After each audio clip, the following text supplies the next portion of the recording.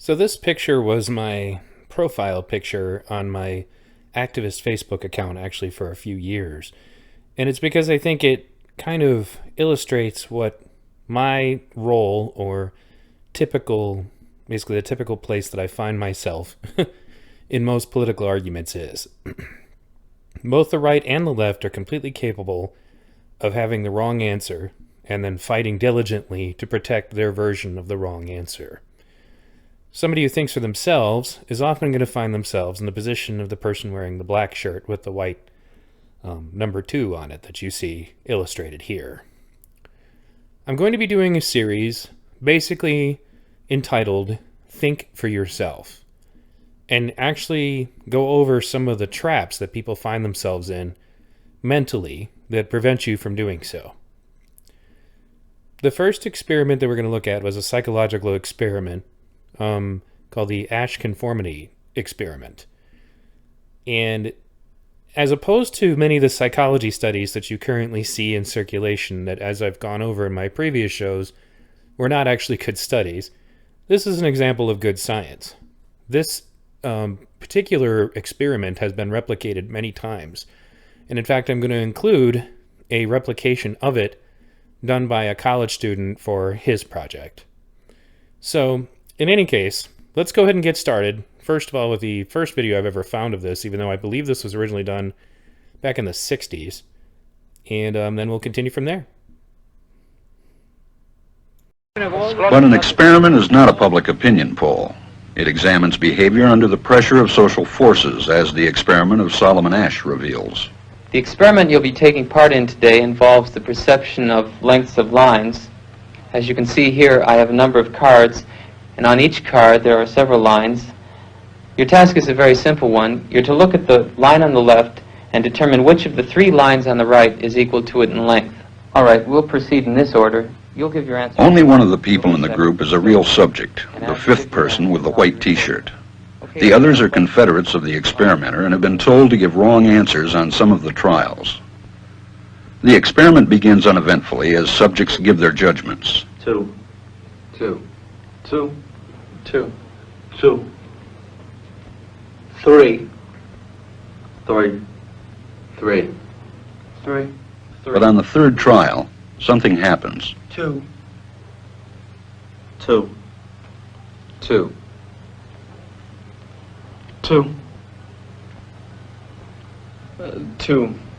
The subject denies the evidence of his own eyes and yields to group influence. 1. Asch found subjects went along with the group on 37% of the critical trials. But he found through interviews that they went along with the group for different reasons. 1. 1. They must be right. There are 4 of them and 1 of me. 1. This subject's yielding is based on a distortion of his judgment. He genuinely believes that the group is correct. 1. 1. 1. 2. 1.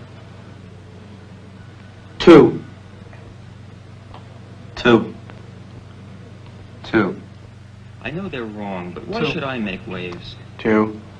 In this case, the subject knows he is right, but goes along to avoid the discomfort of disagreeing with the group. Here, the distortion is at the level of his response. 2. 2. 2. 2. In the previous experiment, the naive subject stood alone against the group. In this variation, Asch gave the naive subject a partner, here seated in the 3rd position, who also gives the correct response. 1. 1. 2. 1. 2. With a partner, yielding drops to only 5% of the critical trials compared to 37% without a partner. Although subjects report warmth and good feeling toward the partner, they typically deny that he played a role in their own independence.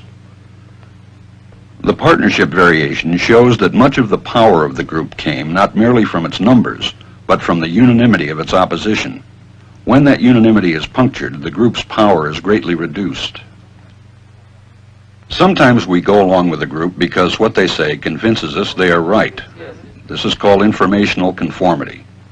But sometimes we conform because we are apprehensive that the group will disapprove if we are deviant. This is called normative conformity. The strength of the normative factor is shown in another variation carried out by Ash. In this variation, the subject is told that because he had arrived late, he would have to write his answers. Subjects in this private response experiment are exposed to the same amount of misleading information as other subjects, but they are immune from any possible criticism by the group. One. And this enormously reduces the pressure to conform. Conformity drops by 2/3. Ash's experiment is a classic. It reveals how people will deny what they see and submit to group pressure.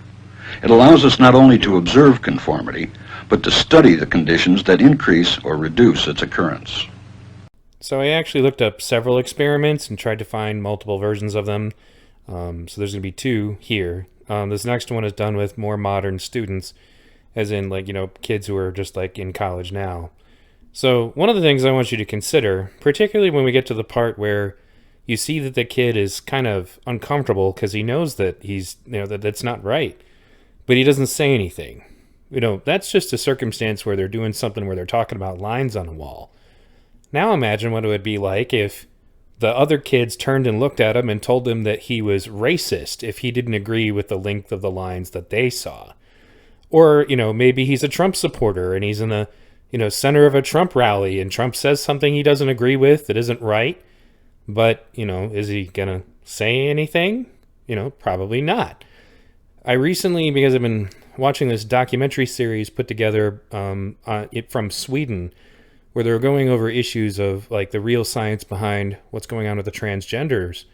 And one of them is a guy who's coming out as saying, I want to go back, I want to detransition, but I'm afraid to say anything because I know there'll be social consequences for me doing that. So the problem gets even worse if people are actively trying to squelch any kind of deviance.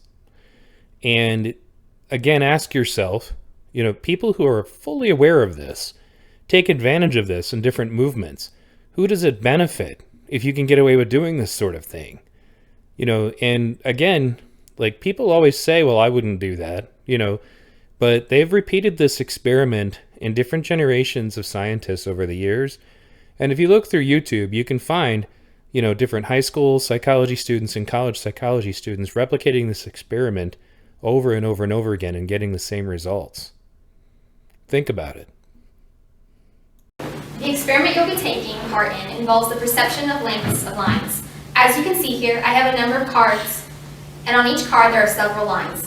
Your task is a very simple one. You are to look at the line on the left and determine which of the 3 lines on the right is equal in length. Alright, we'll proceed in this order. You'll give your answer first, and then we'll continue to proceed in order until you all have had a turn. Alright, if you have no questions, we're going to go ahead and begin.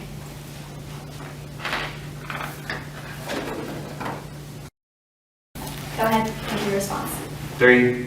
3. 3. 3. 3. 3. 2. 2. 2.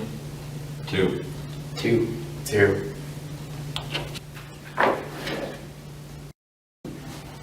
1. 1. 1. 1. 1. 1.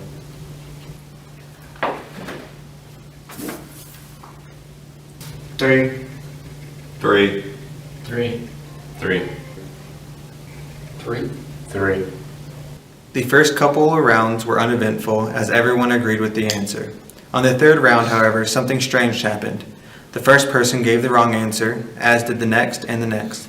Only one of the subjects appeared to disagree with the group's selection. The truth behind the experiment was that all but one participant in the room was a Confederate, an actor who participates in an experiment pretending to be a subject, but in actuality is working with the teacher. The experiment was meant to test if the one real participant would conform to group pressure and choose the wrong answer, or if he would defy the group and choose the correct answer. The results were shocking. The minority participant succumbed to the false majority answer 36.8% of the time. Often the participant fell under one of 2 reactions. 1/4 of the time, the individual remained independent of the group and continuously disagreed, while the other participants almost constantly agreed with the group despite their clear inner disagreement. I didn't even know what was happening. Like, I'm in a room full of rational people, and then bam, they're like, no, it's line 1. I'm like, I know it's line 2, but okay, conforming's where it's at, right? Like, in order to discover what the main contributor to these findings were, many variations to this experiment were done. One such variation tested to see if the size of the group was a factor.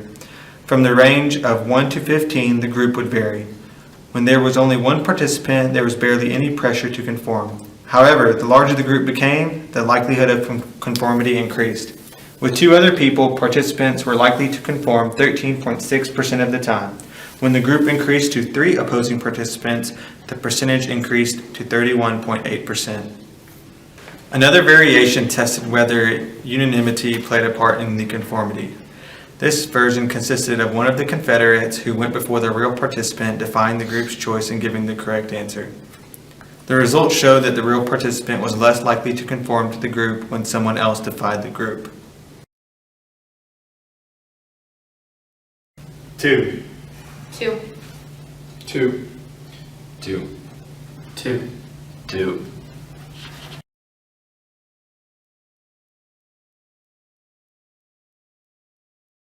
2.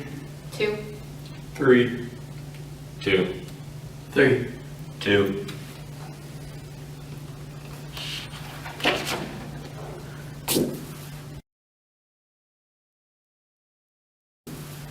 3. 3. 1. 2. 1. 3. Pressure to agree with the group reduced, which resulted in the participant only agreeing 1/4 of the time that they had when the group was unanimous.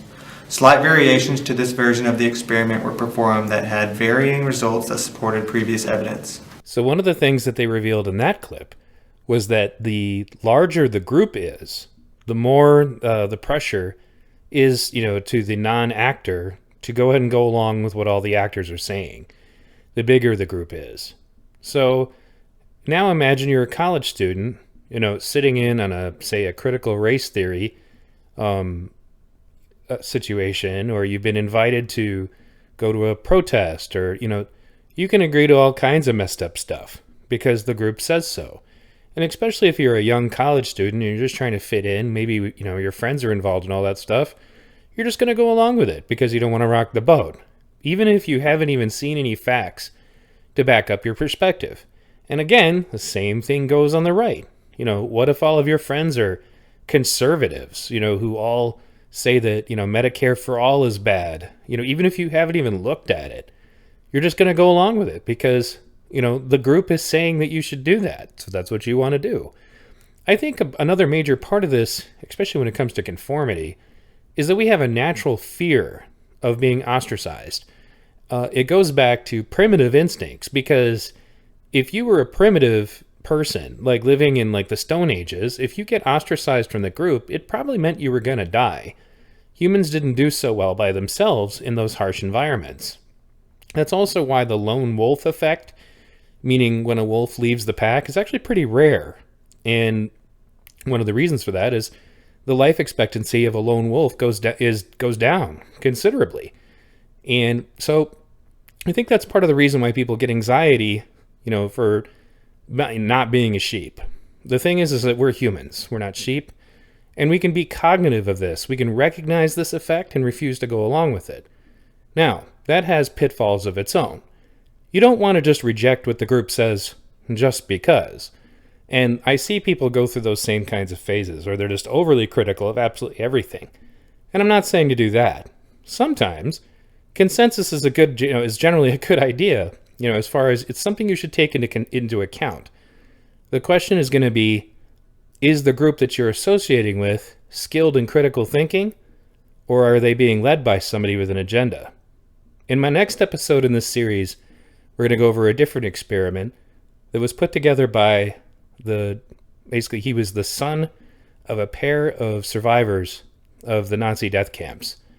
And he put together an experiment because his own psychology studies were focused on trying to understand what could get Nazis to go from being normal citizens to people who would run a death camp. And again, examine yourself in these situations. Look for anything you may have gone along with in the past. One of the things that has always been a problem for me is that even from a young age, I had a really hard time with that. I could always perceive that these things were wrong. And unfortunately, that can be a pretty lonely place to be. Just like the guy you see sitting down there with the black shirt on. It's the same effect. So thanks for listening, and you reply in the comments. If you have anything you want me to cover, let me know. Like, subscribe, ring the bell. Again, it is not really my goal at this time to monetize this channel, but I would like this information out there, especially right now, because people are going along with the red or the blue, no matter what the red or the blue are saying. Even if the facts, don't line up, if you get my pun. When it comes to anything that is charged, people are going to go along with whatever their tribe says, no matter what reality looks like right in front of them. Thanks again.